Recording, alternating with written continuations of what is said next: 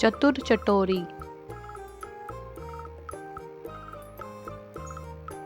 एक छोटे से गांव में निरंजन नाम का एक किसान रहता था। उसकी पत्नी को मरे हुए 2 साल हो गए थे। घर में काम करने वाला कोई न था, अतः उसे भानुमति को नौकरानी रखना पड़ा।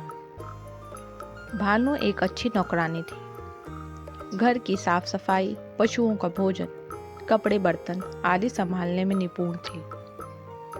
समस्या केवल एक ही थी, वह बहुत चटोरी थी। अक्सर रसोई घर में छिपकर कुछ न कुछ खाती रहती थी। निरंजन ने उसे 1-2 बार रंगे हाथों पकड़ा, पर भानु पर कोई असर नहीं हुआ। वह साफ झूठ बोलकर बच निकलती।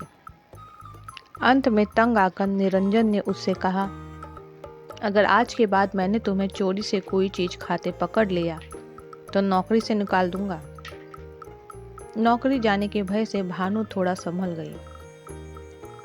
एक दिन निरंजन अच्छी किस्म का जहांगीर आम लाया।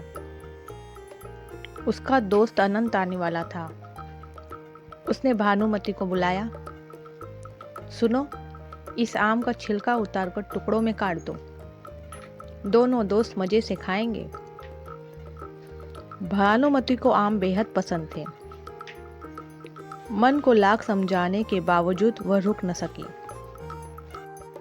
अपने मन को उसने खूब काबू करना चाहा, लेकिन उसकी बेकाबू जुबान को काबू न कर सकी और आम के टुकड़े चखते चखते पूरा आम ही खत्म हो गया।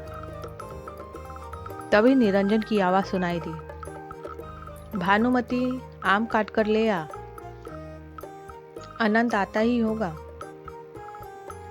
अब तो भानुमति की आंखों के आगे अंधेरा छा गया। उसे नौकरी जाने की चिंता होने लगी। तभी उसे एक योजना सूझी।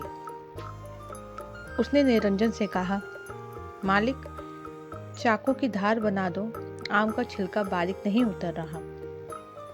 निरंजन चाकू की धार बनाने लगा।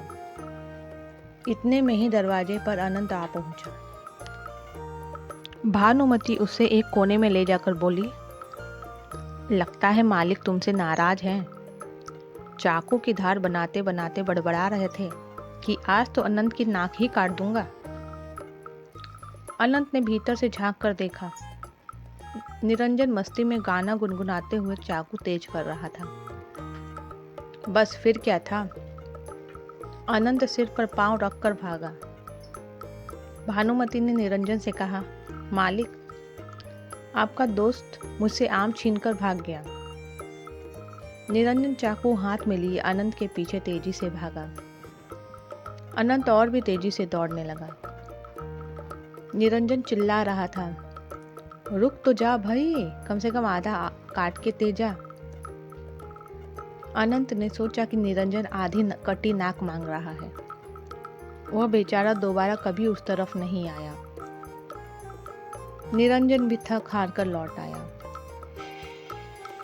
स्वादिष्ट आम हजम करने वाली भानुमति अगली चोरी की तैयारी में जुट गई।